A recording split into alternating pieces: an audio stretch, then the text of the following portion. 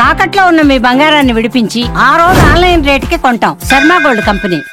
అందరికీ నమస్కారం. నా పేరు మాధురి. ఈ రోజు మనతో పాటు ఉన్నారు నక్షత్రాలకి సంబంధించి డీటెయిల్డ్ ఎక్స్ప్లెనేషన్ ఇవ్వడానికి ప్రముఖ ఆస్ట్రాలజర్ సురేష్ బాబు గారు.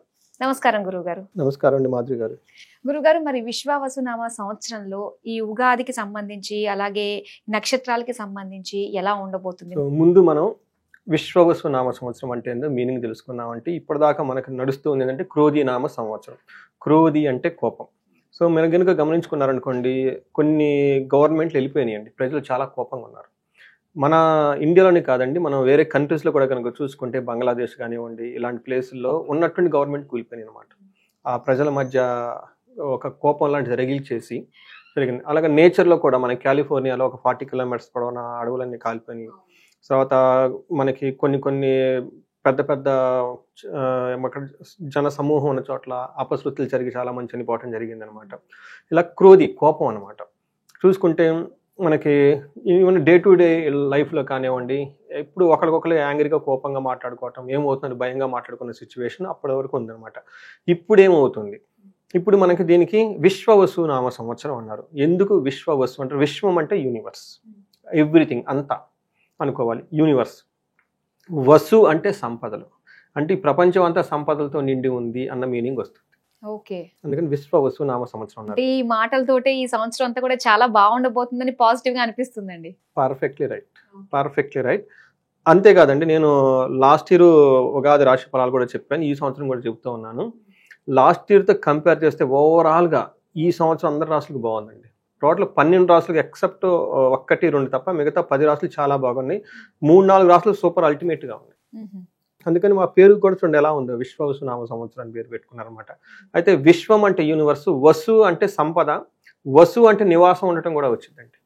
అంటే ఈ విశ్వం చాలా పెద్దది, యూనివర్స్ అంతా చక్కగా ఎక్కడైనా ఉండొచ్చు, హ్యాపీగా ఉండొచ్చు, అంతా మందే అన్నట్లు ఫీలింగ్ వస్తుంది.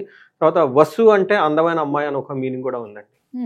అంటే బ్యూటిఫుల్గా, ఇది అంతా బ్యూటీ అయిన నేచర్తో కూడుకొని ఉంది అన్న మీనింగ్ వస్తుంది. బట్ ఏ ప్రకారంగా చూసుకున్నా కానీ ఈ యూనివర్స్ అంటే చాలా పెద్దది, చాలా బ్యూటిఫుల్గా ఉంటాయి, ఎన్నో ఆపర్చునిటీస్ ఉంటుంది, ఎంతో సంపదతో నిండి ఉంది, అంతా Monday, there is nothing to limit అనమాట. లేదు అన్న ఫీలింగ్ నుంచి వస్తుంది అనమాట. ఇది మనకి యూజువల్గా చూసుకున్నాం అనుకోండి, గొడవలు అయినప్పుడు ఓళ్ళల్లో లేదంటే అక్కడ గొడవలు అయినప్పుడు ఒకనొక టైంలో అందరూ వస్తారు. ఎందుకు చిన్న వాటికి అరుచుకుంటా ఉంటారు, ఉదయం లేగిస్తే మొహమొహాలు చూసుకుంటా ఉంటాం, మరుచుకునే దేనికి ఏం చేస్తాం, అయ్యింది ఏదో వదిలిపెట్టండి, ఒకళ్ళని ఎక్స్క్యూజ్ చేసుకోండి, ఇక నుంచి చక్కగా ఉండండి అని ఒక సయోధ్య కుదిర్చి ముందుకు పంపిస్తారు. ఇంకా చాలా ఆపర్చునిటీస్ ఉన్నాయి, ఎందుకు చిన్న దగ్గర ఆగిపోతారు, కొట్టుకుంటాను. ఆ తర్వాత మనకి పెద్ద హొరైజన్ పెరుగుతుంది, అప్పటిదాకా ఉన్న మైండ్ మారిపోతుంది. ఇది కూడా అంతే, ఇప్పుడు దాకా గొడవ పడ్డారు, అయ్యిందో అయిపోయింది, విశ్వం చాలా పెద్దది, చాలా ఆపర్చునిటీస్, చాలా రిసోర్స్ ఉన్నాయి, ఎంజాయ్ ఇట్, గో హెడ్ అన్న దానికి కూడా సింబాలిక్ గా విశ్వవసు నామ సంవత్సరం అండి. గురుగారు, ఇక పూర్వభాద్ర నక్షత్రానికి సంబంధించి తెలుసుకోవాలనుకుంటున్నామండి. వీరి గుణగణాలు ఎలా ఉంటాయి, అసలు ఈ నక్షత్రం యొక్క విశిష్టత ఎలా ఉంటుంది? సో పూర్వభాద్ర నక్షత్రం వాళ్ళు నామ నక్షత్రం కనుక చూసుకుంటే సే, సో, దాది ప్లస్ వీళ్ళకి ఎనివే 4 పాదాలు కూడా ఉంటాయి. ఫస్ట్ పాదం, సెకండ్ పాదం, థర్డ్ పాదం, ఫోర్త్. ఈ నక్షత్రానికి అధిపతి గురువు అండి. ఆది దేవత అజైక పాదుడు, ఏకపాదుడు అంటారు అనమాట. తర్వాత వీళ్ళకి ఈ యొక్క నక్షత్రం యొక్క విశిష్టత ఏమంటేనంటే అండి, అంతా అయిపోయింది, ఏమీ లేదు, స్మాష్ అయిపోయింది, లాస్ట్లో అక్కడ బూడిద మిగిలిపోయింది. ఈ బూడిద నుంచి మళ్ళీ జీవం తీసుకురావడానికి కావాల్సిన ఒక స్పిరిచువల్ ఎనర్జీ వీళ్ళ దగ్గర ఉంటుంది.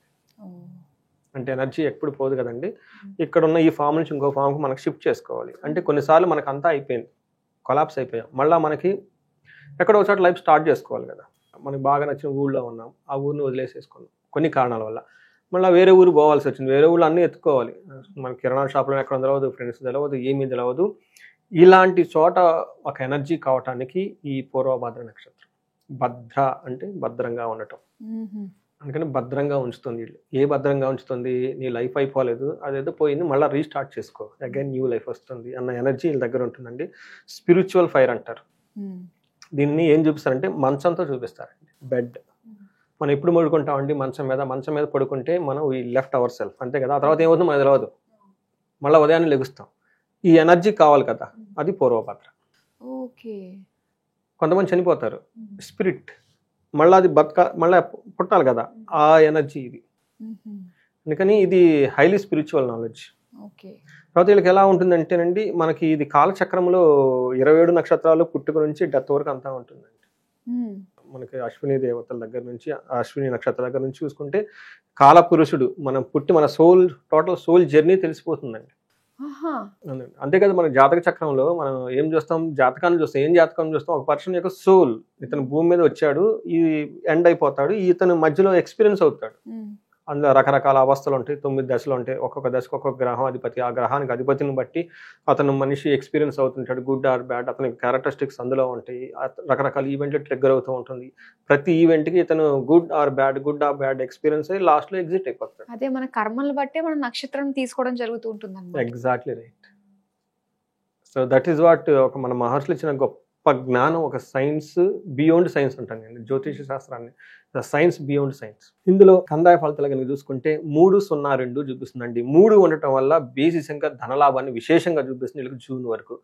ఆ తర్వాత వీళ్ళకి ఒక 4 months రుణ బాధలు, అవమానాలు జరిగే అవకాశం ఎక్కువగా ఉంది. కాబట్టి బ్యాంకు ఎక్కువగా అప్పులు చేయకుండా, ఈ ముందు మనకు ధనలాభం అని చెప్పాను కదా, ఈ ధనలాభం ఉన్నప్పుడు ఆ ధనాన్ని ఖర్చు పెట్టకుండా ఈ టైంకి పెట్టుకోవడం చాలా అవసరం. నవంబర్ నుంచి ఫిబ్రవరి వరకు సమానంగా ఉంటుంది. అంటే ఎంత కష్టపడితే అంత రిజల్ట్ ఉంటుంది. సో ఇప్పుడు పెట్టి మనం చక్కగా జూన్ జూలైలో విశేషంగా ధనం వచ్చే అవకాశం ఎక్కువగా ఉంది. ధనాన్ని ఏమంటారు సేవ్ చేసుకోవడం చాలా ఉత్తమం. ఆ తర్వాత వాళ్ళకి ధనం వల్ల కష్టాలు వచ్చే అవకాశం ఎక్కువ ఉంది. పూర్వభాద్ర నక్షత్రం వాళ్ళకి మనకి 4 గ్రహాలు, ముఖ్యమైన గ్రహాలు, గురువు, శని, రాహు, కేతుల యొక్క ప్రభావం వీళ్ళ మీద ఎలా ఉండబోతుందంటే, గురువు వల్ల సంతోషం ఉంటుంది, చాలా సంతోషంగా హ్యాపీగా ఉంటారు. తర్వాత శని వల్ల రాజ్యలాభం ఉంది, మరణ తుల్యం కూడా చూపిస్తుంది. రాహు వల్ల పట్టాభిషేకం, హెల్తీగా ఉంటారు. కేతు వల్ల ధనవృద్ధి ఉంది. అంటే ఆల్మోస్ట్ ఒక మధ్యలో శని కొంతకాలం ఇబ్బంది పెట్టినప్పటిగా ఒక స్మూత్గా చాలా చక్కగా ఉన్నది ఈ రాశి వాళ్ళకని చెప్పుకోవాలి. ఈ నక్షత్రం వాళ్ళకని చెప్పుకోవాలి. మనకి సంతోషంగా ఉంటారు, రాజ్యలాభం ఉంది, పట్టాభిషేకం ఉంది, హెల్దీగా ఉంటారు, ధనలాభం ఉంది. మధ్యలో అక్టోబర్ తర్వాత మరణ తుల్యం. వీళ్ళు కనుక ఏదైనా పని కానీ ప్లానింగ్ కానీ పెట్టుకుంటే అవి మధ్యలో స్ట్రక్ అయిపోయి అవి ఆల్మోస్ట్ ఎండ్ అయ్యే స్టేజ్లో వరకు వచ్చే అవకాశం ఎక్కువగా ఉంటుంది. కాబట్టి వీళ్ళకు మెంటల్గా ప్రిపేర్ అయ్యి ఉంటే చాలా బాగుంటుంది. అలాగే మీరు చేసుకోవాల్సిన పరిహారాలు ఏంటంటారు? పరిహారాలు అన్ని విషయాలు చాలా బాగుందండి. ఒక్క శనికి మాత్రం అక్టోబర్ వరకు రాజ్యలాభం ఉంది, ఆ తర్వాత మరణ తుల్యాన్ని ఇస్తున్నారు. కాబట్టి వీళ్ళకి శనికి సంబంధించిన పరిహారాలు ఆ టైంలో చేసుకుంటే బాగుంటుంది. దసరా తర్వాత అప్పుడు వాళ్ళకి ఒక 40 days కానీ రెగ్యులర్గా శివదీక్ష కానీ శివమాల తీసుకున్నా కానీ, తర్వాత వీళ్ళకి ఎక్కువ సార్లు మహాన్యాసంతో కలిపి రుద్రాభిషేకం ఇంట్లో చేయించుకుంటే బాగుంటుందండి. ఈ అభిషేకాలు కానివ్వండి, హోమాలు కానీ ఇంట్లో చేయించుకుంటే పాజిటివ్ ఎనర్జీ ఉంటుందండి. ఇప్పుడు పెద్ద ఇల్లు ఉంటుంది, 2-3 floorలు ఉంటుంది. అవి హోల్ ఇల్లు మొత్తం ఎలా ప్యూరిఫై అవ్వాలి, అలానే వాళ్ళు ఈ పక్కన ఇంటి వాళ్ళు, ఆ పక్క ఇంటి వాళ్ళు, వాళ్ళ ఇంట్లో కూడా ఏదో మిస్యూజ్ జంగలు జరుగుతుంది, దాని ఇంపాక్ట్ మన మీద ఉంటుంది. కానీ ఇలా జరుగుతూ ఉంటే మనం బాగుంటాం, మన ఇల్లు బాగుంటుంది, సరౌండింగ్ కూడా బాగుంటుంది. ఇల్లు పర్టికులర్గా మనకి ఒక లెవెల్ జీవితంలోకి వెళ్ళినప్పుడు మనకి ఒక 50 lakhs 60 lakhs చక్కగా సంపాదిస్తున్నారు, ఒక పొజిషన్లో ఉన్నారు, వీళ్ళు ఒక C-level పొజిషన్, లేకుంటే వీళ్ళు చుట్టూ ఎంప్లాయీస్ ఉన్నారు, సేవకులు ఉన్నారు, అలాంటి వాళ్ళు ఖచ్చితంగా హోమాలు చేయించుకోవాలి. ఎందుకంటే ఆ ఎనర్జీ మొత్తం బిల్డ్ అవుతుంది అనమాట. అందుకని వీళ్ళు ఒక రాజశ్యామల హోమం చేయించుకున్నా, లేదంటే అమృత మృత్యుంజయ పాశుపత హోమం చేయించుకున్నాక చాలా చక్కగా కలిసి వస్తుంది. వీటితో పాటు ధనవృద్ధి చక్కగా బాగుంది. ఇంకోసి ఎవరికైనా ఇంకా కుబేరు పాశుపతం అవన్నీ చేయించుకుంటూ ఉంటే ధనం ఫ్లో కంటిన్యూ ఉంటుందండి. ఇప్పుడు ధనం డబ్బు లేనప్పుడు మనం ఎటు చేయించుకోలేము. ధనం వచ్చినప్పుడు కొంచెం వాటికి పుణ్య కార్యాలకి వాటికి ఇటుకు వాడుతూ ఉంటే ఆ ధనం యొక్క ప్రభావంతో, ఆ మంత్ర ప్రభావంతో, హోమాల ప్రభావంతో ఆ మనీ ఫ్లో అంతే కంటిన్యూ అవుతుంది. అందుకని మనం ఇవన్నీ చేసుకుంటూ ఉంటే చాలా చక్కగా ఉంటుందండి. ఓవరాల్గా వీళ్ళకి చాలా బాగుంది.